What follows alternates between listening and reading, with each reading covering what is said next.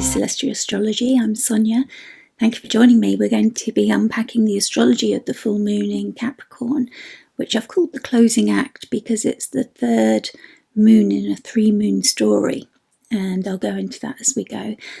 Before I start, just a reminder that as a small channel, it's really helpful when you subscribe to the channel or like the content, and I'm so grateful to those of you who have. It's really helping the channel to grow and to reach more people who enjoy this type of content. I'm grateful for your comments as well, so please keep them coming. I'm grateful for your thoughts, or if you have any questions, please do let me know. So we're ready to dive into the astrology of the full moon in Capricorn. And the full moon in Capricorn closes out this story of the 3 moons that we have been journeying through. The full moons in Capricorn have offered the frame. The first was at 1 degree in June, and the final moon that we're talking about now is at 29 degrees, and it'll be on July the 21st, and it'll be closing the journey through Capricorn. It's also interesting to note that it will occur at the degree that Pluto will retrograde back to in September 2024. So this degree is become very important and significant. 29 is also the anaretic degree, and this denotes for us the end of a sign. It's the last degree before it resets back to 0 of the new sign in Aquarius. And this is a time for us of a rush sometimes to complete the Capricorn agenda that we may be working on. So you might see themes getting tied up and finished. This 3-moon sequence that has spanned all 30 degrees of Capricorn and met also with the midpoint of Cancer for the new moon offered a narrative of growth, culmination, healing and renewal. It is linked to the themes of safety, security and nurturing, together with how we balance those needs when we venture out into the world. What lasting structures we desire to create. Maybe a legacy we are aiming to leave. What are our aspirations? And also the question of whether we are making time and balance for the rest and play that we need to create that vision in a healthy way. If you are familiar with your personal astrology birth chart, you can look at what house the full moon occurs in for you individually. This will be the house with Capricorn on the cusp if you are using a quadrant-based house system, and it will give you an idea of what area of your life and the house themes the focus is likely to be. Your Cancer house, on the other side of the axis, will show you where the balance is called for. Understanding full moons.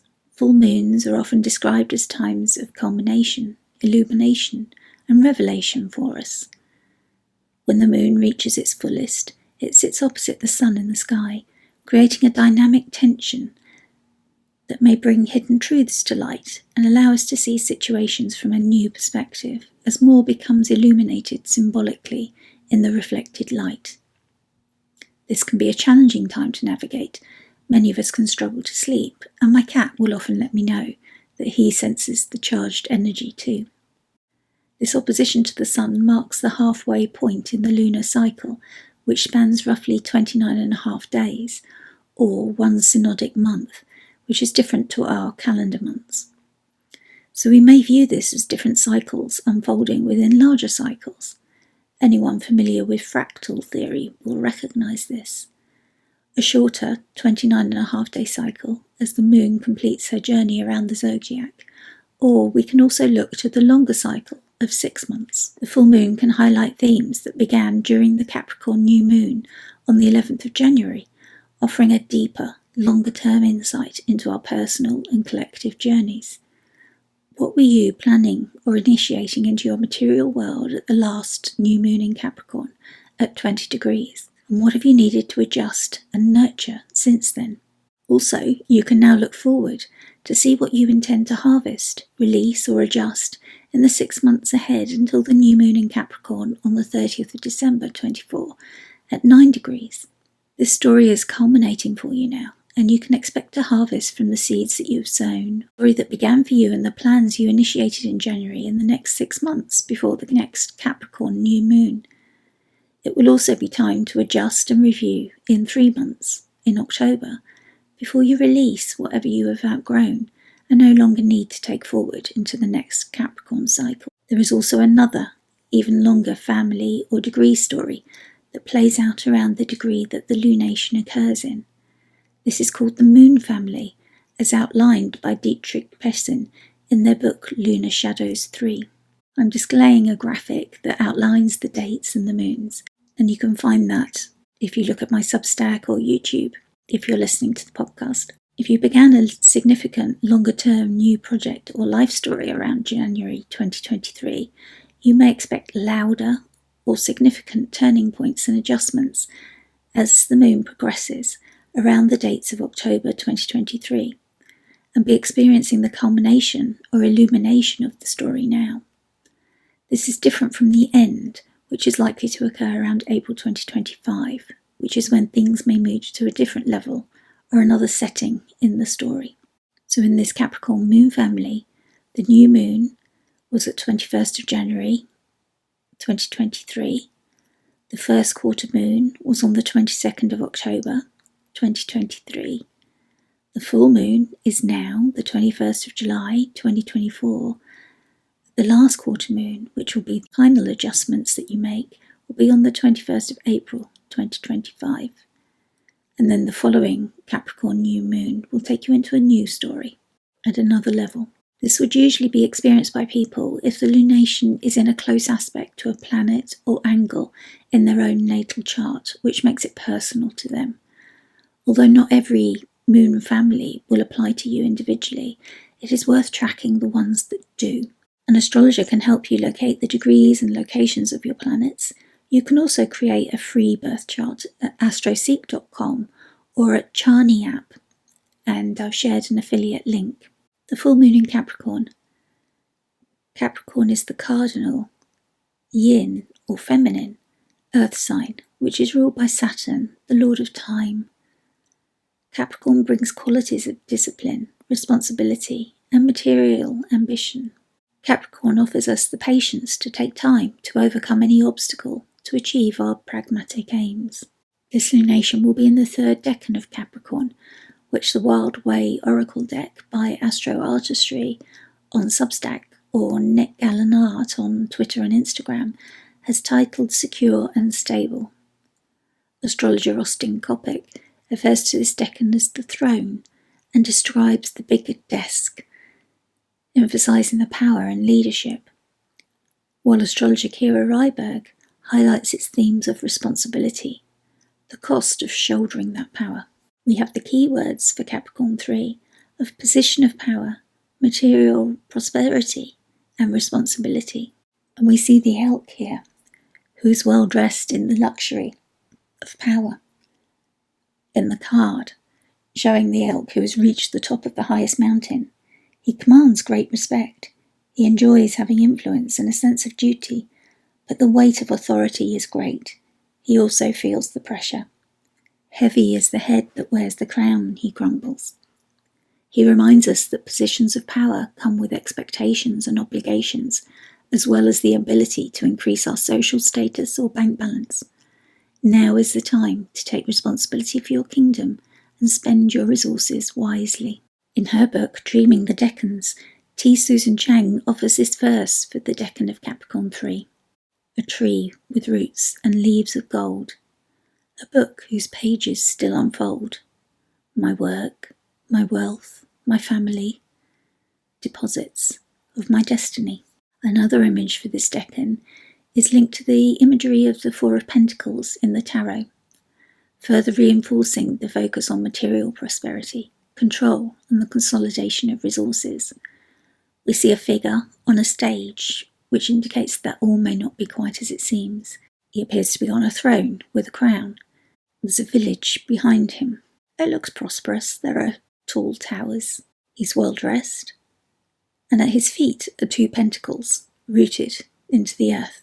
He cradles a pentacle in his lap, and another one hovers above his head, showing the promise of riches still to come. Decan 3, rulers, Sun and Mercury. In the descending order of decan rulership, the Sun governs this third decan of Capricorn, while Mercury also rules by triplicity. The Sun's influence brings a sense of authority, leadership, authenticity, and purpose. This rulership encourages individuals to take charge, striving for achievement and status, asking whether you are on track with your purpose. Mercury's triplicity rulership adds an element of intellectual insight, communication, and strategic thinking, offering the ability to plan and organise effectively and communicate with those you may need to delegate to. An unresourced moon. The full moon is in the bounds of Mars. Mars is the exalted ruler of Capricorn and can signify drive and determination to meet Capricornian ambition. However, the rays from Mars, newly in Gemini, are unable to reach the moon. Mars is said to be averse, having just left Taurus for Gemini.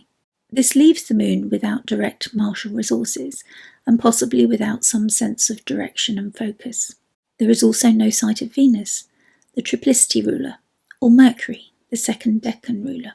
This means the moon, already in detriment, is struggling to obtain additional support from elsewhere. It must rely on inner resources to find an alternative way forward than it is normally used to. The opposition from the Sun, the Decan ruler, highlights a struggle for balance between personal needs and external demands.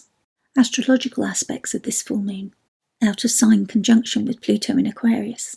This aspect brings deeply transformative energy to the full moon.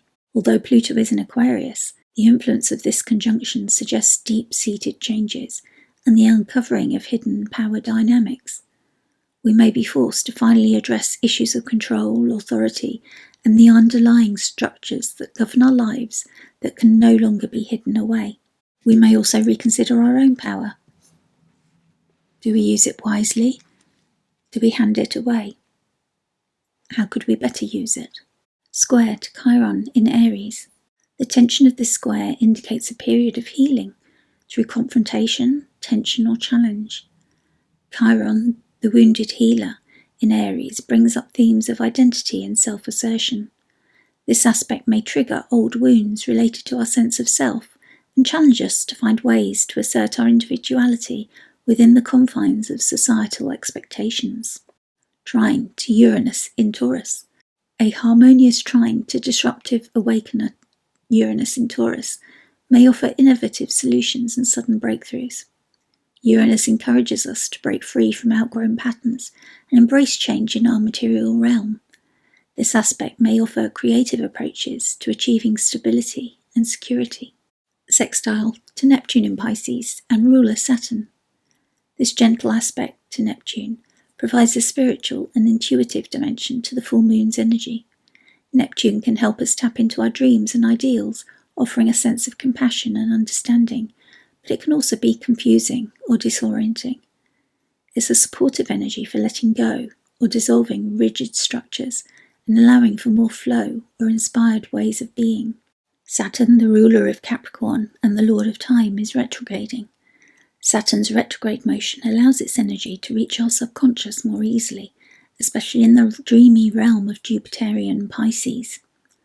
We may experience setbacks or a need to review that this lunation is highlighting to us.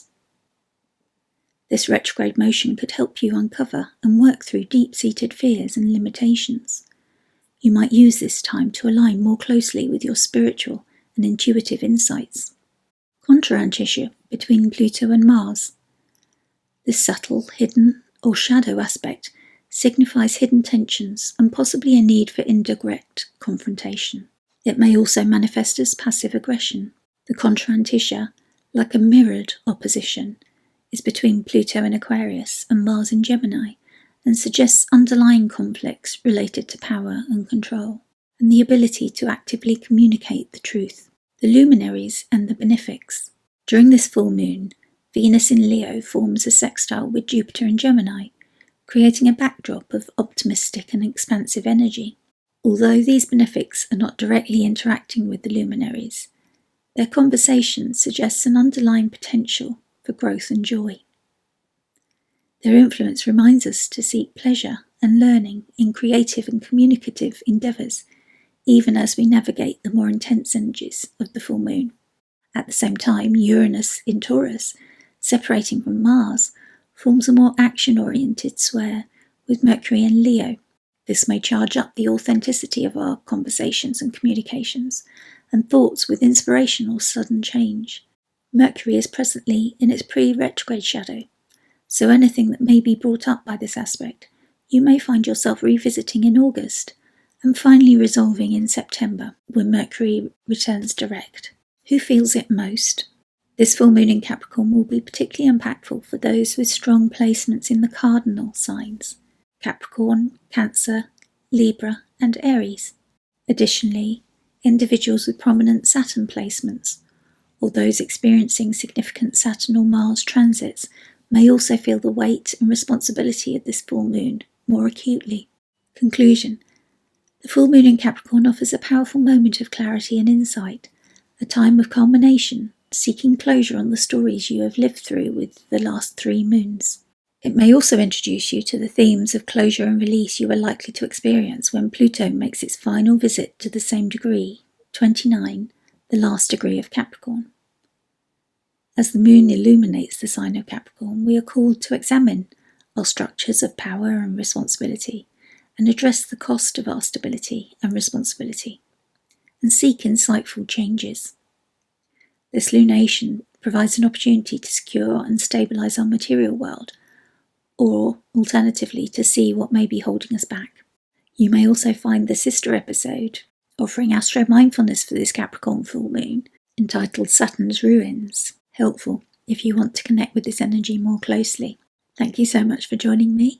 As always, I have availability in my books if you're interested in an astrology reading or in astro coaching, where I work even more deeply with the moon phases and cycles and your individual planets in the chart.